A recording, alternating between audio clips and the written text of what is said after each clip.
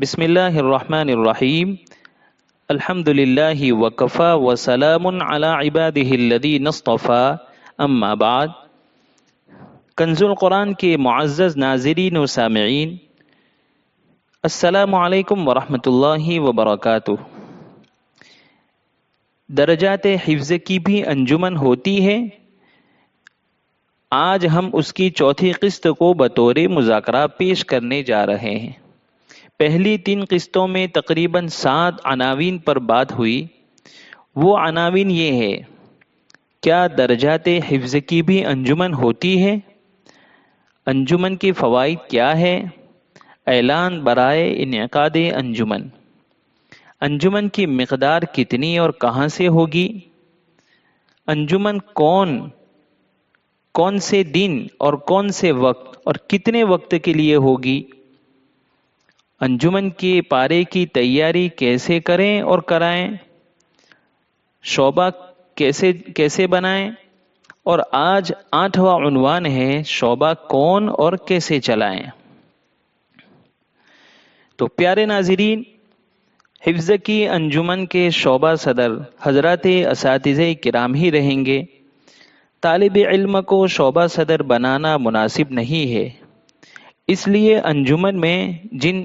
کہ انجمن میں جن باتوں کو، جن اغلاط کو نوٹ کیا جاتا ہے، اس کو الفاظ اور کیفیت میں لکھنا طالب علم کے لیے ایک مشکل کام ہے۔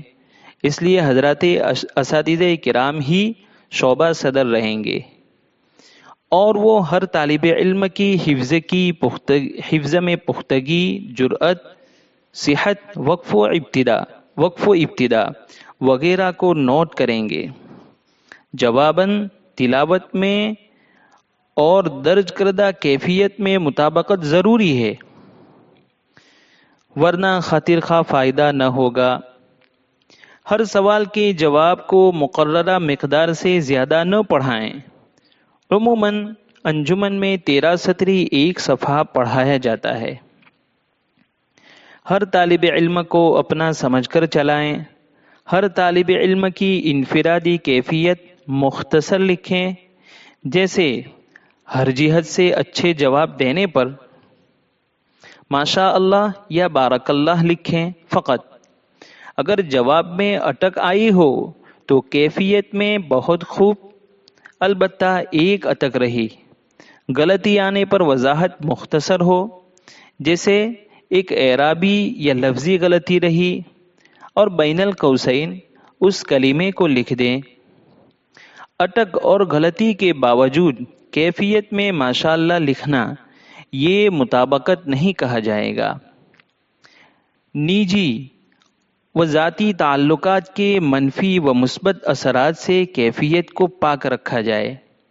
بسا اوقات طالب علم اچھی تیاری کے ساتھ انجمن میں آتا ہے، لیکن کسی وجہ سے نہیں پڑھ پاتا ہے، تو اس وقت ہمیں چلانا ہے۔ سوال کی آیت پڑھ کر سنائیں، نہ سمجھ میں آئے تو دوبارہ بتلائیں۔ اس کے بعد بھی نہ پڑھ سکے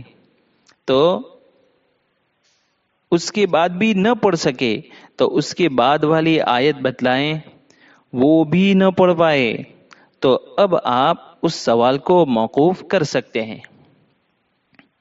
کیفیت میں اتنا درج کریں کہ 3 مرتبہ آیت بتلانے کے باوجود حل نہ کر سکے، بس۔ انجمن کے مقاصد کو سامنے رکھ کر کیفیت لکھنی چاہیے۔ ناظرین و سامعین، اور خصوصاً حضرات خدام کرام، معاف فرمائیں، بندے نے کیفیت کے سلسلے میں زیادہ وضاحت کر دی۔ دراصل یہ کیفیت لکھنا انجمن کی ترقی کا ایک زینہ ہے، سیڑھی ہے۔ اگر ہم سے کیفیت لکھنے میں کمی زیادتی ہوئی تو بجائے ترقی کے انجمن میں تنزلی آئے گی۔ اس لیے کیفیت لکھنے میں جو پیچ و خم تھا، اس کی وضاحت کر دی۔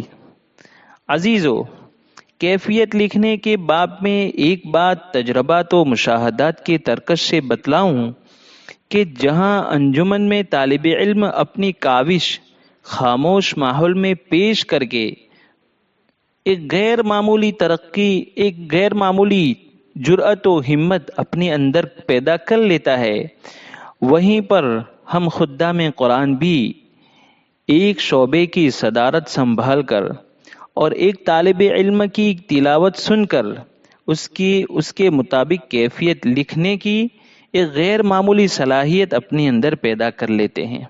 اس لیے تلاوت کے مطابق کیفیت لکھنا یہ کوئی معمولی کام نہیں ہے۔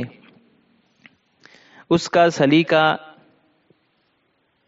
ہمیں آ گیا تو سال کے آخر میں ہونے والے مسابقۃ القرآن میں بحیثیت حکم کے فرائض انجام دینے کی ایک غیر معمولی صلاحیت ہم خدام قرآن کے اندر پیدا ہو جاتی ہے۔